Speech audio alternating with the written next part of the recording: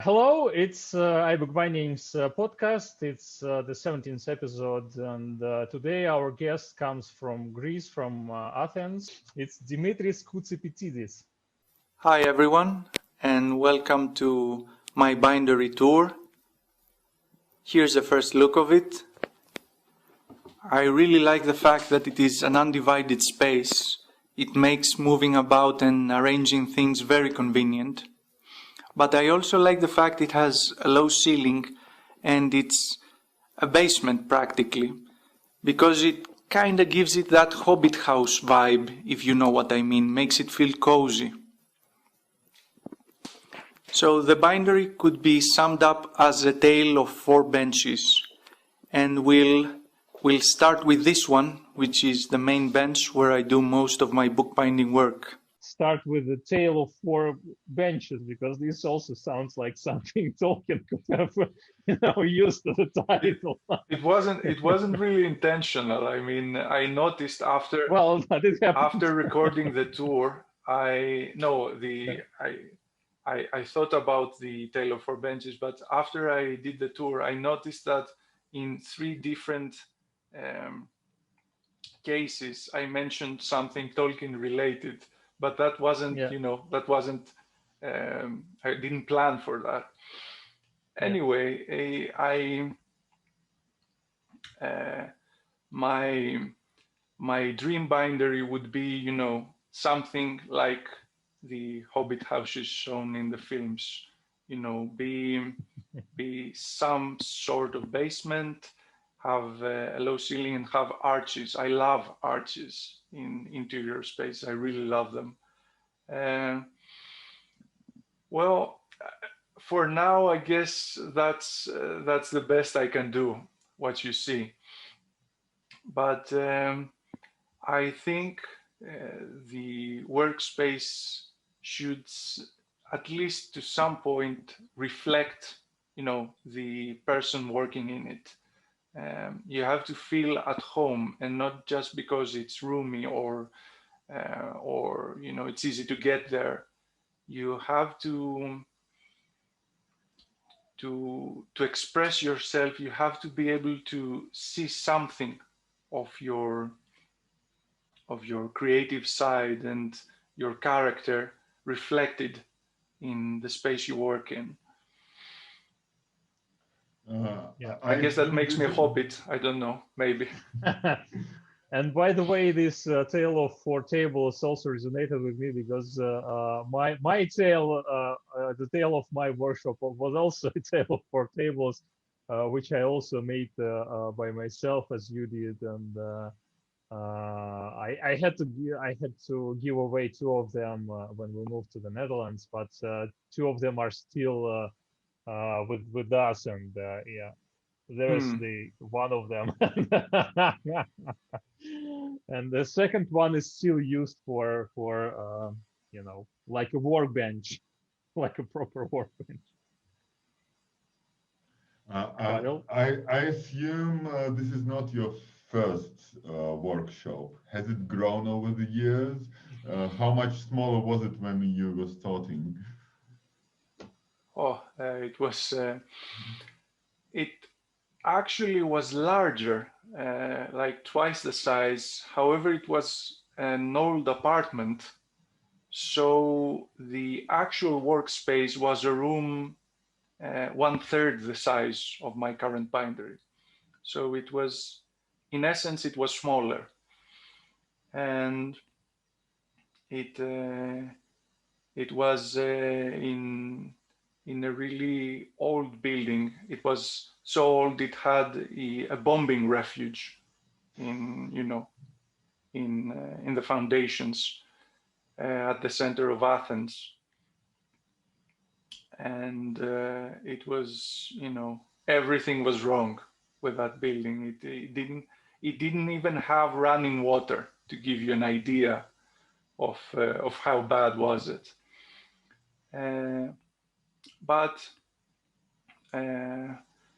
But it didn't stop me, and I have fond memories, of that bindery in which I've spent almost 10 years.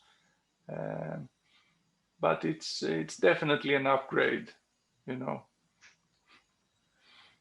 It also look like it could be enough for more than one man working at the same time. Would you like to have a permanent assistant? That's an interesting question. I would like to have a permanent assistant, and it's one of the reasons I'm kind of sad that none of my students so far has been able to pursue bookbinding, you know, as a career. That said, I feel I would need an even bigger bindery. In theory, 2 or 3 people could work in there, but I'm so all over the place, and that I feel it isn't even enough for me, you know. If it was half, 50% larger, I think that would be ideal. Oh, I think you will enjoy our 16th podcast that we recorded, for which we invited once again, Peter Garrity, because he shows us his humongous workshop, and I'm sure you will find some nice ideas in his space. I've seen the first part, but I haven't seen the part with the tour. Yeah, it's in editing right now, so maybe it will be published today, maybe early next week. I'm not sure about today because it's not the best to share videos on Fridays. It's big enough for 5 people, yet he says he couldn't be happier working there alone. Yeah, exactly. I've placed it there in front of the entrance to receive as much daylight as possible. And you can see behind it is where I store most of my supplies, my tools, the books I'm currently working on. You can see the leathers there on top, shelves with books, paper, book cloth rolls, glues, storing boxes and whatnot, lots of stuff there. And here you can see some of the tools I use on a regular basis, starting with the paring knives, which I use to thin down the leather. Some of those I've bought, while others I've made myself. I've actually many more of those. Some are for my students. Paring knives are one of the things that you can never have too many of, really.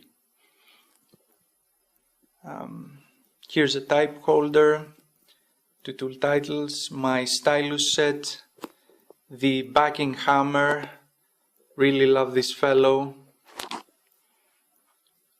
Professor Tolkien's insignia, which I used on a commission for Silmarillion that I did a while back.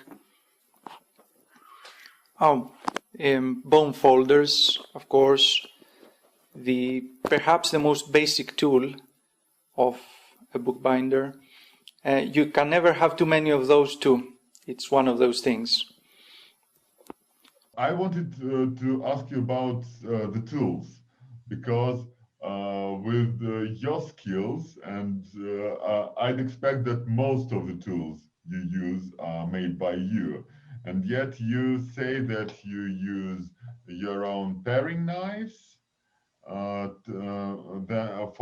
tools for leather tooling. I don't know the names of, but other than that, are all the tools, where do you get them? Why don't you make them? Do you prefer the ones you already have?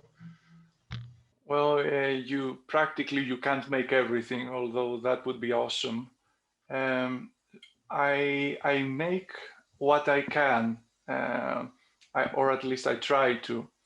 And the tools, whether that is, you know, a press or whether that is a finishing tool. Hope we have enough time left to talk about this as well.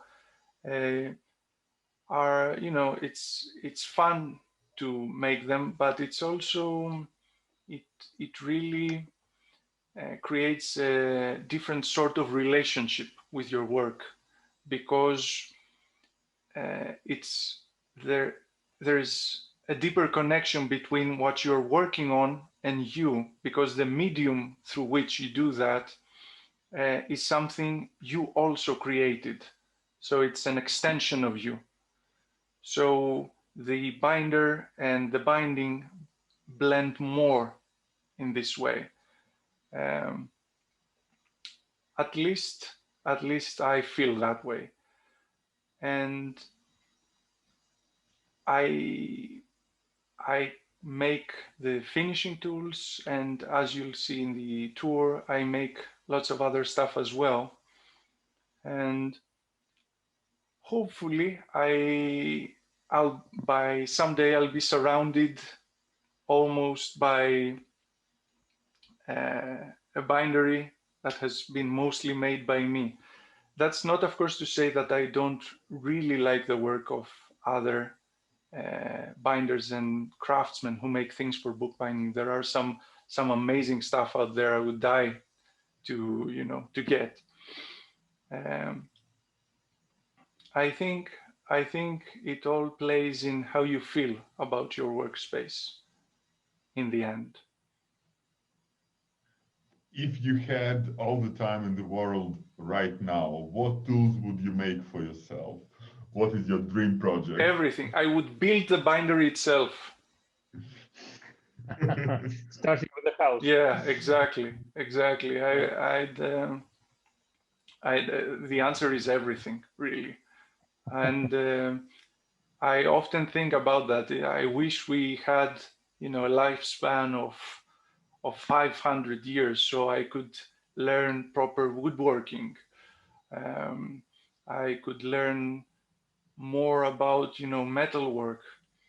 It's exciting, and one can only wonder what things an artisan could achieve if he could become so versed in so many different crafts. And that's why I really admire the Homo Universalis concept of the Renaissance. It's so exciting, you know, thinking of the possibilities. But then they also say that the last man who knew everything and could do everything died during the Renaissance. At some point, it just became unfeasible. Exactly. But it's a nice dream. You still can try to do that within your niche, not within the universal you know, body of knowledge, but within your niche. It's hard, but it's still achievable for bookbinding. But then we've had a guest who casts his own font, and that's going a bit too far. Yeah, exactly. Why not? Why not? Yes. Do that. Yeah, the more the better. I loved your comment about paring knives. That's never too many, and I definitely agree. And I have something like 15 or 20 of them, different styles, different sizes, from different. I got them from different people and bought them myself sometimes. But yeah, it's definitely something you can never have enough. True enough, because they're essential. It's a tool you use very often, and there are many reasons to have, you know, many paring knives. There are different types that are better suited for specific tasks, and they also sometimes they get blunt during work if you're working with the leather that's not cooperating. So you don't want to stop your workflow and, you know, hone the knife. You just want to grab another one and go on. And they're also a nice thing to have, you know. It's like, as always with tools and supplies. Yeah. When I was studying at the American Academy of Bookbinding, one of our teachers told us that to teach, they travel with all their tools usually, because there are tools in the academy, of course, but every master prefers their own tools to use their own tools, and they have to put a note for TSA that these are bookbinding tools, not some Instruments of death. instruments of death or something like that. Yeah, definitely. Also, the small backing hammer attracted my attention. It was. Did you modify the just a hammer for that, or did it come with such a short No, I handle? modified it. Because I never saw a short version of a backing hammer before that. No, I cut the handle off. Moving on, here are some press boards, and here's my cabinet where I store my lead typeset. It's an old Greek printing font which is called Acropoleos.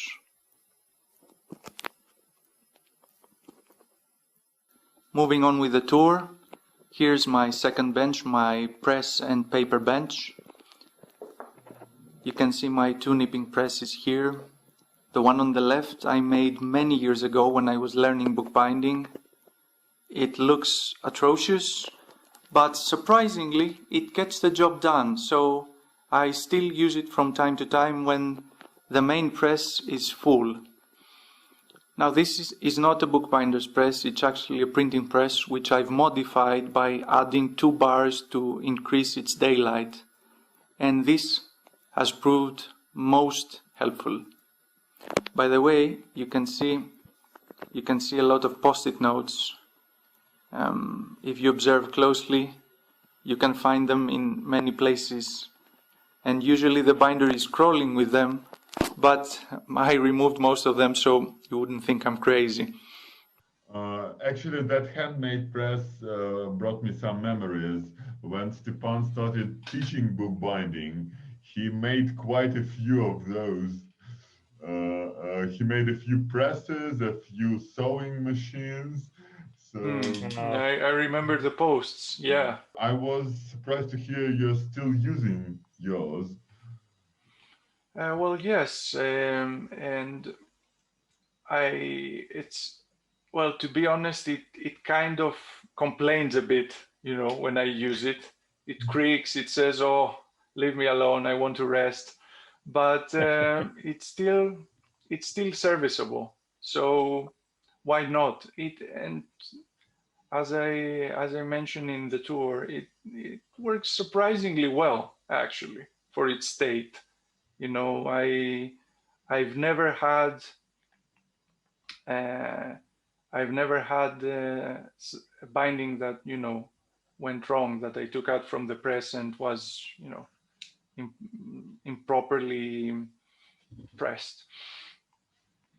And it's funny because it's, as you can see, it's very makeshift.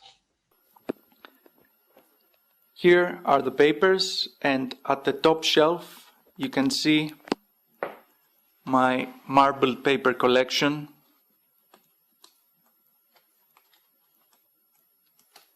Which I am terribly fond of.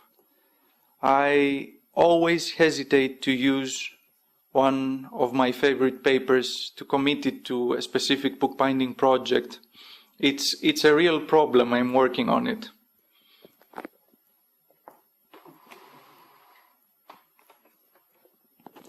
Before moving on, I wanted you to have a look at this setup I've thought of to help storing thin leather strips for onlays, labels and leather joints. As you can see, it's very simple to make. All you need are a few screws and clips, and it makes storing your strips and browsing through your stock very convenient.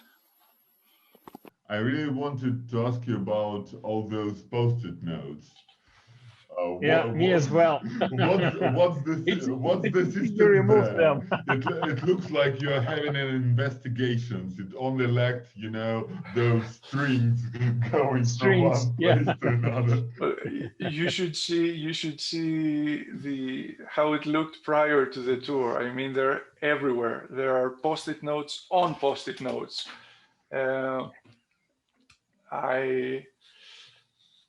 I guess I'm kind of forgetful, or I need to feel sure that I won't miss something. But it can get a bit out of hand, I know it's I'm like that. Unless I write something down, I will certainly forget it.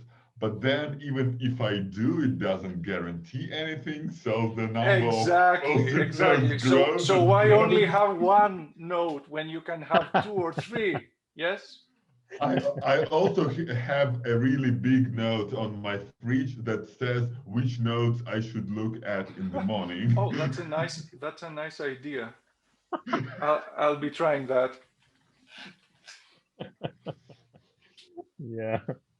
The next thing that I saw and that attracted my attention was the storage for the leather strips, which I thought was quite ingenious because and I also am struggling always with storage ideas and ways to to improve the storage. It's less about bookbinding and more about plastic stuff. I think I should show something I have at the moment here. I just bought a shoe rack from Amazon, and I use it to store my plastic. Oh, okay. So originally Okay. it was a shoe rack, but now it's a 3D printer plastic rack. That's nice. So every storage idea I see always attracts my attention because I try to think, okay, how can I use it in my own workshop? And yeah, so and I like it. You mean quite a the lot. one with the leather strips? Yeah, and with clamps. Yeah. And it's colorful. Which yeah, is it looks also nice as fun. well. It's Yeah, exactly. True. I really liked your marbled paper collection. How big is it? Has it already grown out of hand? Well, depends on what one defines as out of hand. I think the phrase doesn't apply for me. I don't think I'll ever have enough to say this is out of hand. Well, you just get a larger space, and that's exactly. it. You get a second bindery to house your marble paper. It's that simple. I don't know. I think I may have 100 or so. I don't know if that's many, and I'm not sure about the number either. But there are so many amazing marble papers out there. I don't even have a fraction of what I'd like. And marble papers are interesting because they are one of the first things that I have to decide on when I make a binding. First I think of the leather color, and then I have to decide what is the marble paper that I have to put away for this specific binding. Sometimes it's also vice versa. I have a commission and I think, oh, this marble paper really fits with this project, so let's work based on that. And in that sense, it's often a source of inspiration. So you can never have too much of that, really. And do you buy them from all over the world, or do you have your favorite paper makers? Could you perhaps name some names? Well, I'd preferably not mention some because it will hurt others. I think some of my favorite papers come from a marbler in Venice, or is it Florence? Not sure. However, he has stopped selling them online. You have to get to his shop to buy them. And this has frustrated me a lot because now I hesitate a lot to use them. I mean, I'm always waiting for the perfect project because I don't have access to more of them. And of course, no project is the perfect project. And I'm almost thinking of traveling there just for the sake of those papers. I mean, anyway, It's I not like you tried. have. It's not like you have to go to the north of Russia for that. I mean, It's not, a nice not, trip. You can go for Venice itself, but who cares? I mean, marble papers. and So actually, you can probably go there by boat, by ferry, I assume. yeah, I think. So you don't have to take a plane. So it sounds like a nice trip. It's Rome is first in my plans, but maybe a detour should be also considered. I try to buy from as many as I can, but of course, you know, there's a limit to how often one can do that, unfortunately. Have you ever tried to make marble paper yourself? I had invited a marbler to do a seminar at my workshop, and I tried my hand as well, but it's one of those things that I feel are better left to the people who are really good with it, because in order to get to a point where I would be pleased with the papers I make, I would have to invest too much time in it, you know. So there's such a variety out there that it's one of the few cases that I prefer, you know, to buy it, to not try to make it myself. Well, perhaps one day. Perhaps, or perhaps one day I'll get an assistant who is, you know, excited, an apprentice who'll do that for me. If you're out there, please contact me. And I hope you like tooling titles as well, because I hate it. Last but not least, here are two wonderful gifts I've received from fellow bookbinders. I'm actually waiting for a third one, and I'll be very happy to share it with you once it's here. This is the biggest bench in the bindery, where I do my bookbinding classes. Not much to say about it, so I've thought of bringing out some of the books I'm working on so we could have a brief look at them. Beginning with Brian Zach's Redwall, lovely story by the way. You should definitely read it if you haven't. And although it's still in the planning phase, this is shaping up to be a very promising project. I will not actually be binding this edition. The client has decided to send me a different one, but he wants something very unique, and I plan on pushing some of my creative boundaries with this one.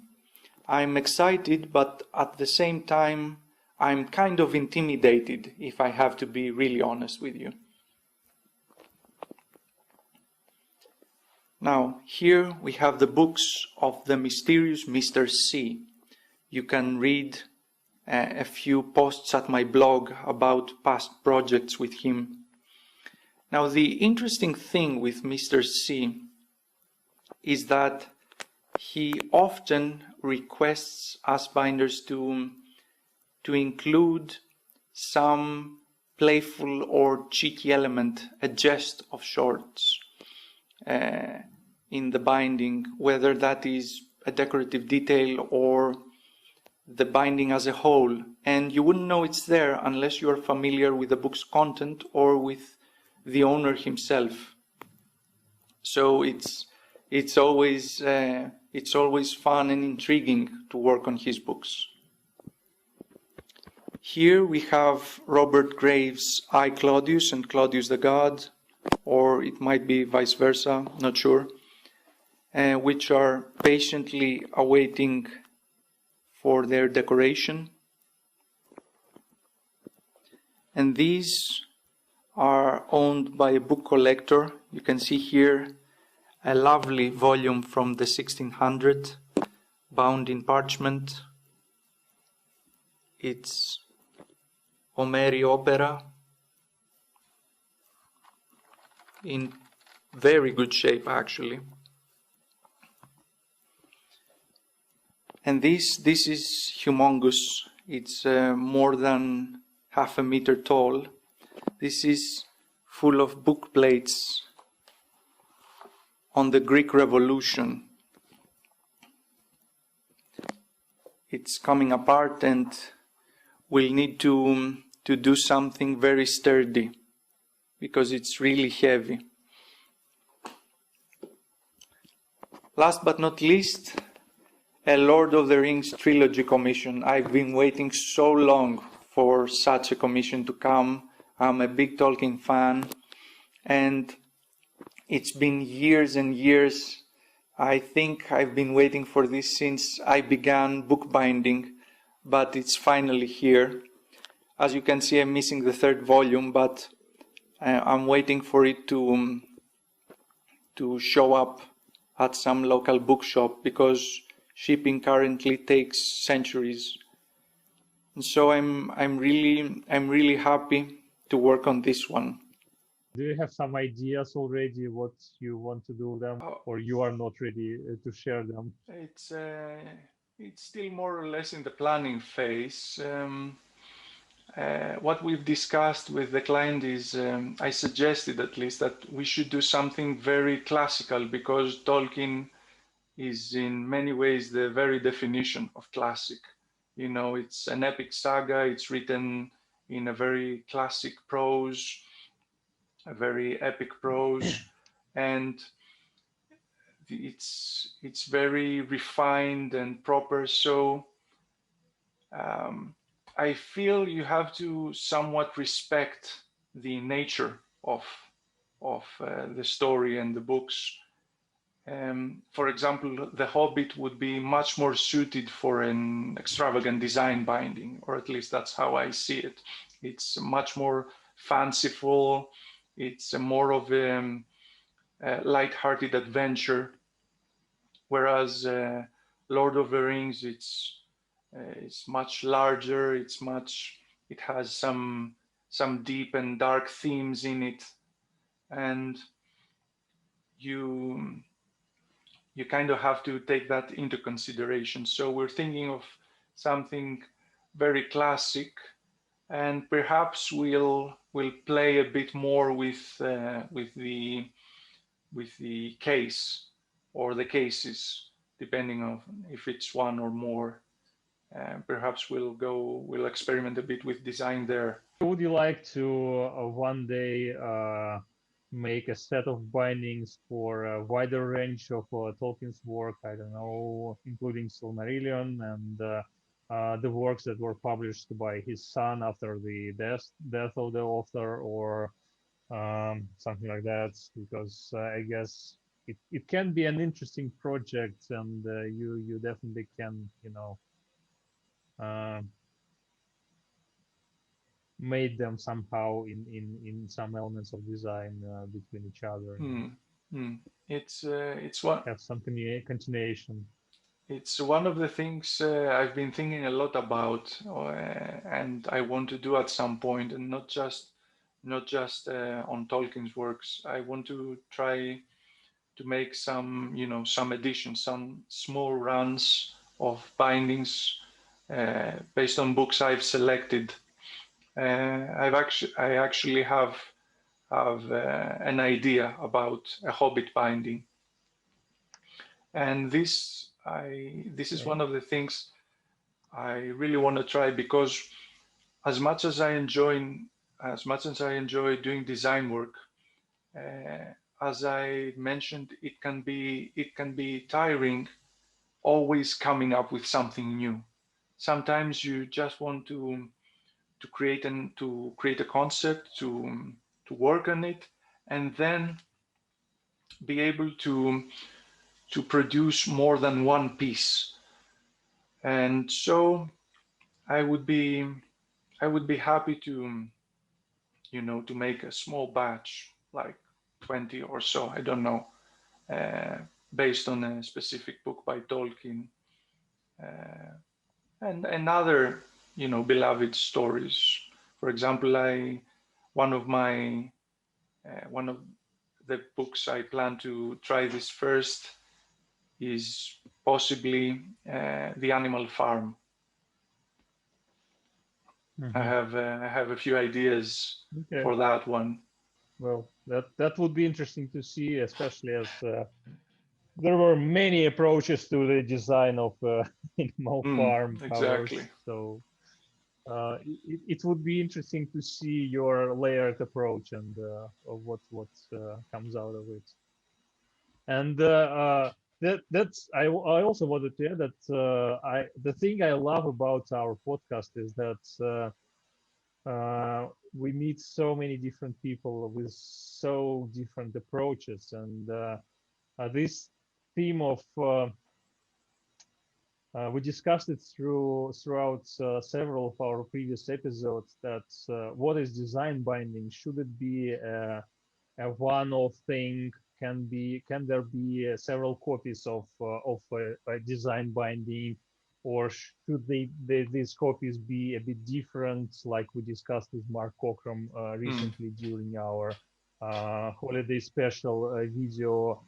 Or should there be copies, more copies, like you discussed it just a moment ago? And I really like that all these different approaches, they have their right to be there, and every bookbinder and every master has their own choice and ability to choose and to decide on their own and change their opinions over their careers and experiment or not experiment. So yeah, it's a big discussion. Thanks for mentioning that. And that was the Mark Cockrum interview was an excellent one. I actually saw it yesterday, and I was really intrigued by his comment on breaking the rules. He said that you have to first know what you're doing in order to break the rules, or else you're doing nothing. And I feel that's a thing that's very prevalent in our age, in art in general. It's break the rules just for the sake of breaking the rules, and you're not making a comment that way. You have to first acquire a skill set. You have to first be able to do something properly. For example, Picasso, he was an excellent painter. He was very skilled. When he decided to try to see things from a different approach, it had meaning to it. And that, of course, applies to bookbinding as well. That's not to say you can't experiment, but you have to know where you're standing, and you have to know where you're going, because it's pointless otherwise. I think it's also important to be a part of a tradition, if not in a narrow sense, that certainly in a wide sense, like Western literature, which is basically millennia-old conversations between authors that share neither a century or a continent. I mean, the Russian literature is a continuation of ancient Greek literature in some sense, and so I think any art form should be like that. You should know who came before you and what they did and why they did it. And if you do something differently, why you do something differently? Just because you don't want to repeat them, or because your purposes, your aims changed, your feelings changed? This kind of circles back to what I said about, you know, why Greek, what's the relationship between Greek bookbinders and the Byzantine bindings. In contrast with other countries that have a school of bookbinding, a certain style that they've been working on for many centuries, there's a disconnection in the case of Greece. So we're kind of trying to redefine where do we stand at this moment, so that we can have a direction. And it's a difficult task, because you're defined by your past. But if your past, if the links, as is the case with bookbinding here in Greece, have been severed, do you make new ones? Do you try to completely reinvent yourself? And is there a sense of direction, or do you have to make one yourself? So it's these are questions that don't have an easy answer. And this also reminds me of Stepan, our guest from Bulgaria, who sort of tries to recreate this this traditional binding, Bulgarian binding in the modern world, and that's the process isn't easy one, and true.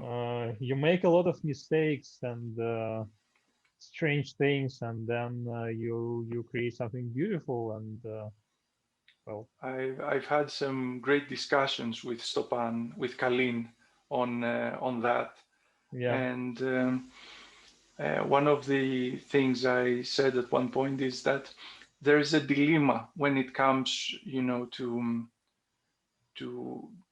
getting in touch with the past, because you can fall into the trap of copying it, which is, you know, the easy route. But if you decide not to, how do you creatively incorporate something that you don't belong to, that you are not seeing it done right now? How do you incorporate that in your work and reach something new? That's a very difficult and daunting even task. And I think Stepan, Kalin, again, my mistake, has some great ideas in that direction, and we could perhaps learn from his journey. And also, like you, he collaborates with his relatives, his father in particular. When I heard that you come from an artist family, I thought that wouldn't it be great if you could collaborate with your father? Imagine that, working with your father. Now, nothing connects you with the past like that. Hardly anyone does that anymore. I'm somewhat envious of Kalin, actually. True enough. It adds, you know, it adds a lot of stuff. It adds a lot of emotion, and it takes the result into a different dimension when there's more than one pair of hands involved in it in such a crucial way. And I saw that recently in, you know, perhaps my first true collaboration. I made the tool for a binding, another binder made, but both the tool and the binding had a theme to them. You know, they weren't just a tool or just a binding. They had a story to them. So it was a very interesting back and forth, because the specific binder works very differently from me, and his style is very different from mine. And so the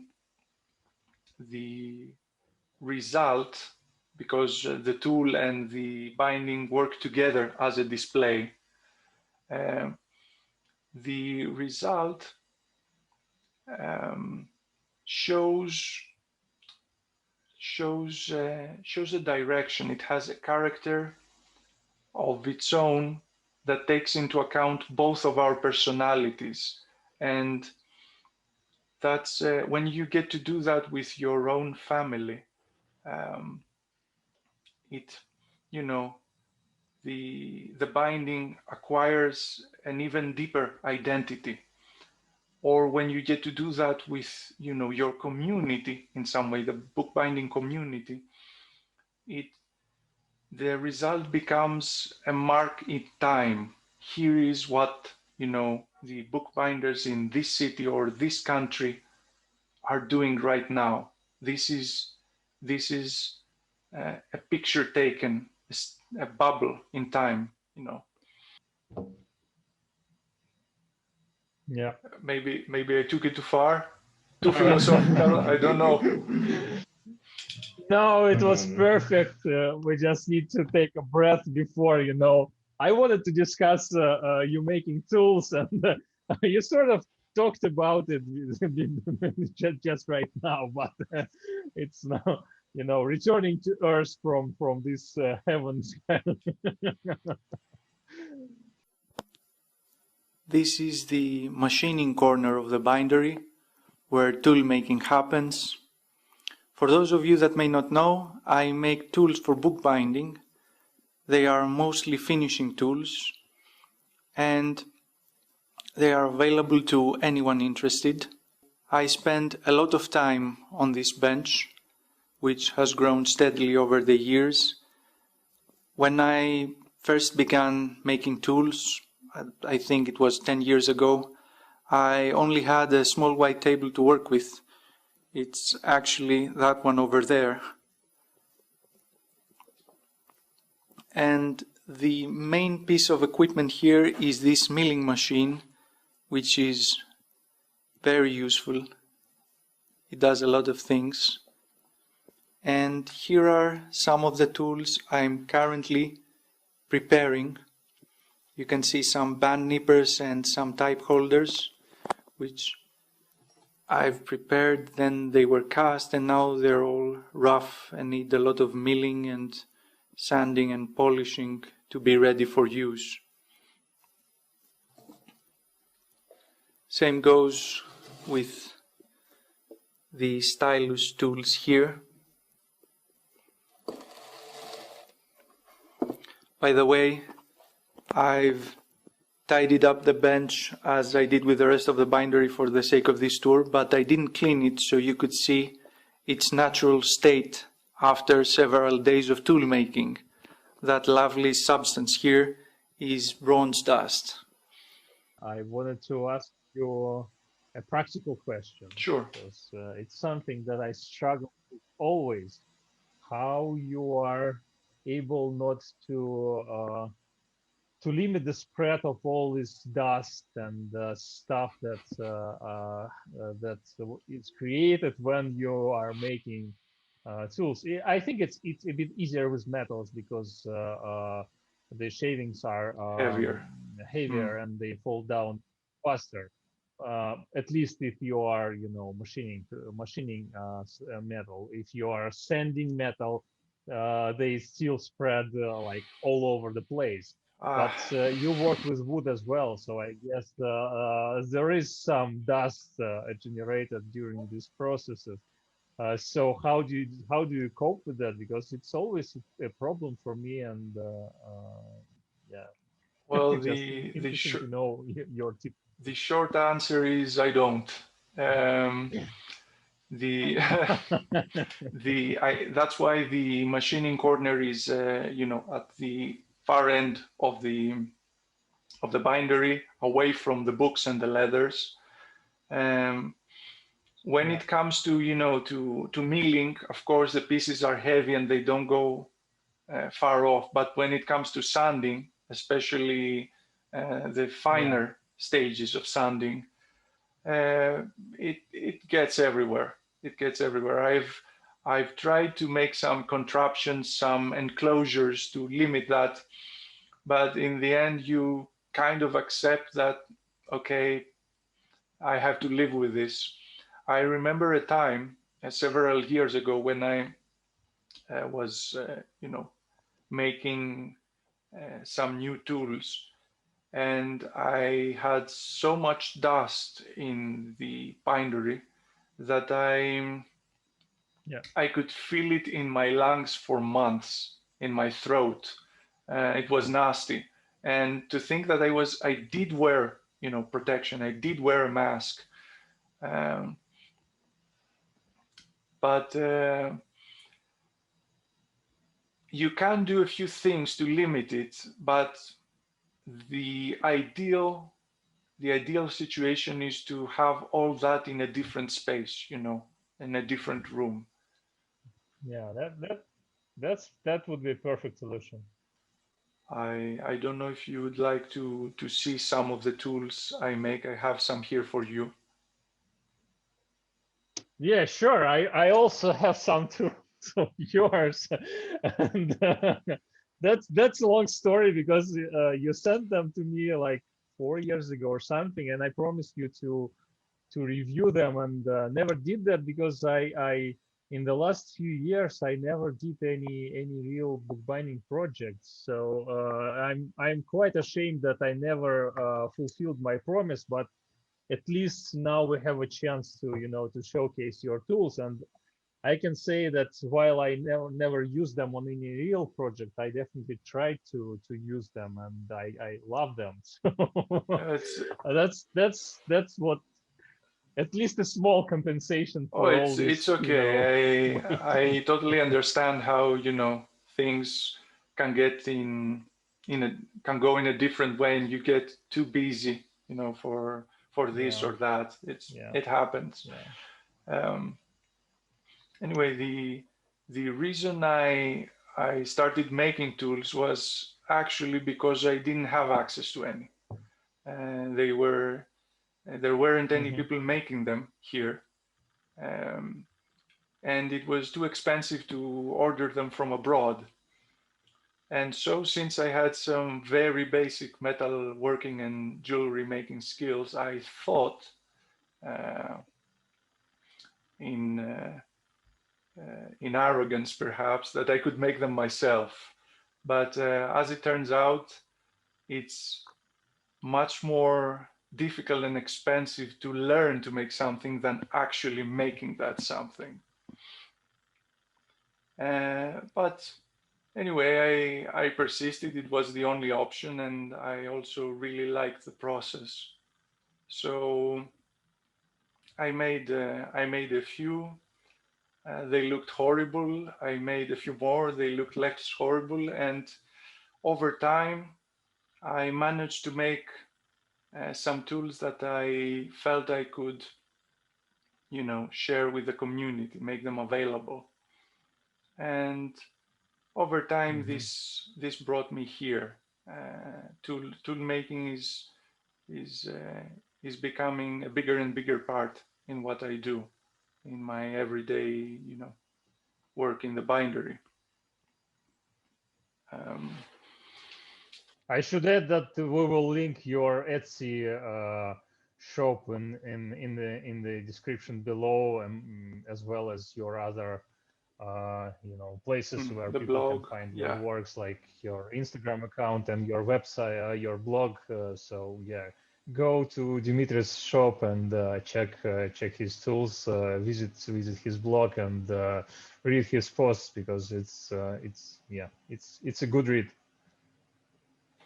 And here you can see a great idea for storing drill bits. I think you'll find it very useful if you work with power tools or have a workshop of sorts.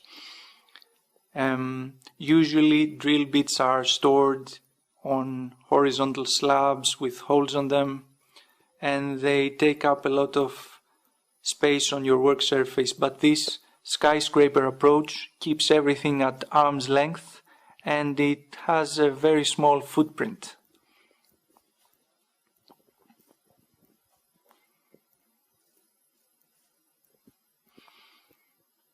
This is something that if you're doing goldsmithing or make jewelry, either as a hobbyist or as a professional, you'll probably be familiar with.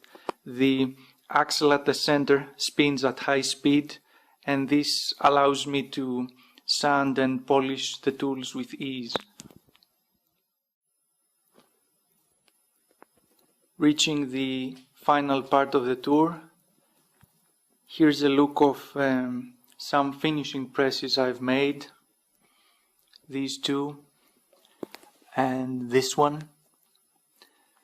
They've been quite the hit since I've made them. I've had a lot of people ask me if they are available. Unfortunately, they're not. I only made them to have enough for my bookbinding seminars, since each student needs their own to work with. However, the reason I'm showing them to you is that if it's not already apparent, I'm a very DIY person. And you can see that with the sewing frames here, which I've also made. There are a few more up there at the top. And I've also made the benches you've seen so far. I've even made the coat hanger next to the door, which has been very divisive. Some people loved it, some people hate it. In any case, I not only enjoy making books, but I also enjoy making the things that help me make books. And I think this is an important part of being an artisan, a craftsman, to be able to create the tools of your own trade. They are made according to your requirements, they feel right when you handle them, and you get to care for them in a different way. And I think that's important. Of course, you don't have to be able to make everything, that's impossible, but at least some of them.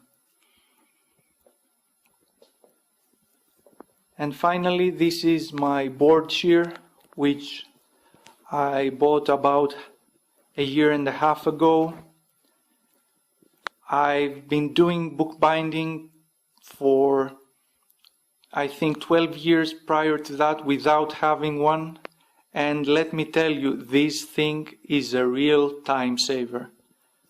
It can reduce a 3-hour cutting by hand ordeal down to 5 minutes.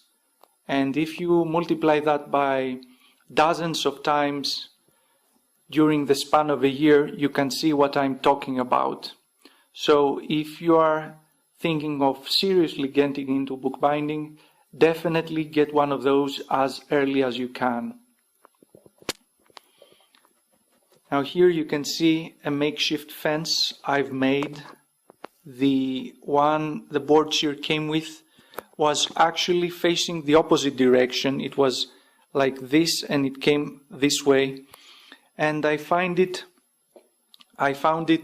difficult and uncomfortable to work with. And it didn't sat straight because it had two moving parts. I could never get it to set at a sharp 90-degree angle, so I removed it and made this one. Which brings me to the restoration part. When I bought this, it needed some amount of restoration. It wasn't at the worst possible condition, but still it needed a lot of work. and you can read about that at a blog post which I've posted, and documents parts of that process. And I think you'll find a few useful advice there regarding the difficulties that you may face if you're thinking of buying a cast iron piece of equipment and restoring it yourself. So, I think this is it, folks. Hope you enjoyed the tour, and thank you very much for watching. Thanks a So lot. are you planning any new tools, and what are the plans here? I understand that you told that you do not plan to sell finishing presses, which is a pity, because when I saw them in your video, I was like, okay, I want one. Well, and then right after that, you tell that you're not planning on selling them. And I can understand why, but still maybe some other things. well, you could always make the same ones. They're really nice, and you definitely have both the skills and the tools to do so. But Yeah. anyway, I need five more hours in a day to do that. well, that's usually the crux of it. They take too much time. I have many plans for the tools. I'm always thinking of what I can make next, or how can I improve the tools I already have. For example, the band nippers are practically the third iteration. The stylus set I have one, here as well. Don't know if you can see it. Yeah. Anyway, it's yeah, we have some photos. We'll use them. Great.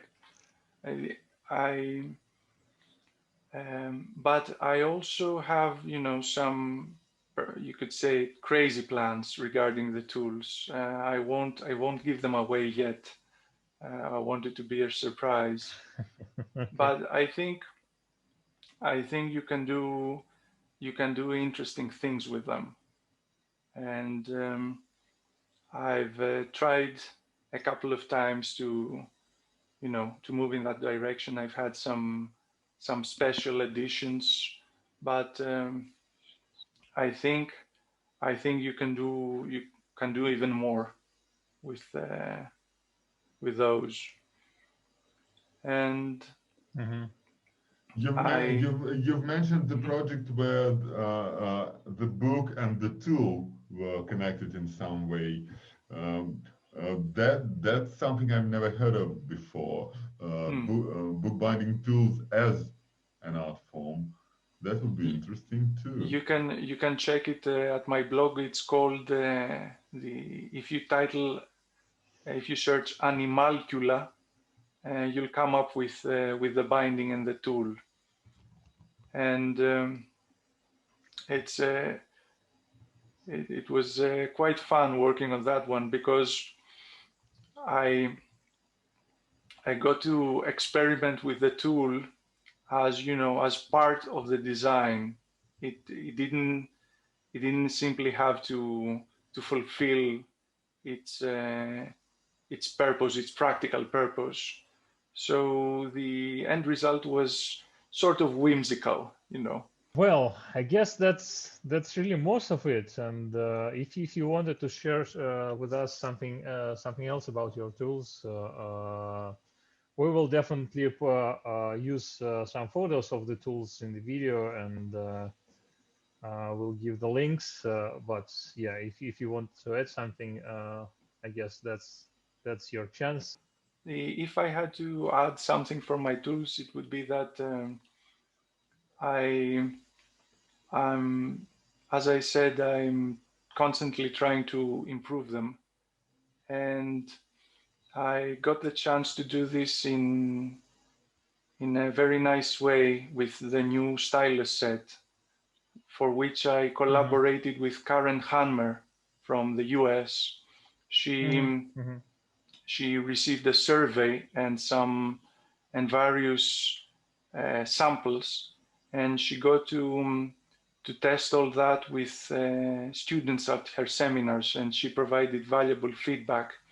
And I'm really proud of the result, because it's not something that, you know, came out from my specific understanding of the tool's function and how it should perform. There's a lot of community feedback in there, and it's something I want to keep doing with next projects when it's possible. I feel it's important that a tool has, you know, has that input in making it, and I hope that people who own the tools or buy the tools will get to see that when they use them.